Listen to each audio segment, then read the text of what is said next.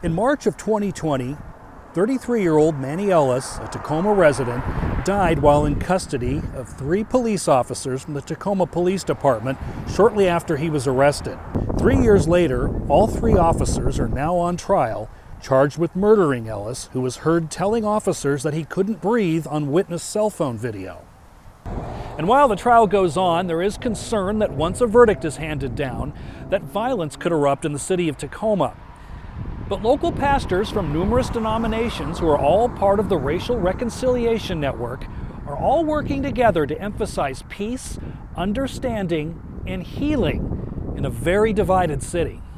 These types of tragic deaths severely damage the relationship between the police and the minority communities, creating tensions in the city fueled by fear, anger, grief, indifference, and confusion.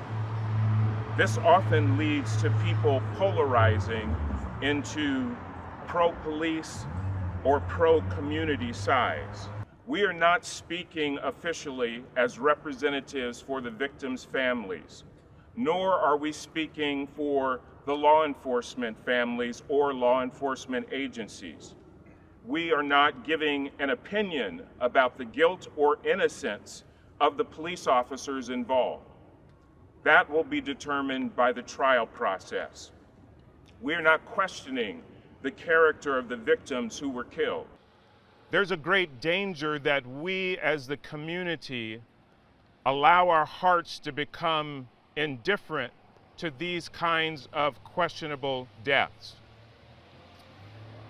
One of the struggles that we can have is that we become indifferent to these kinds of events. Let us dream once again of a world where we pray for our government and authorities who have sworn to protect us. A world where our young people don't fear not making it home and being stopped by the police. That's right.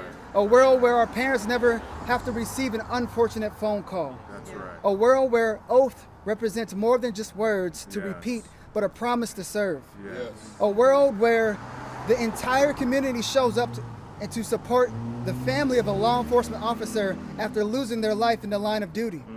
A world where everyone receives equal treatment no matter their color, economic impression, or disability. Yeah.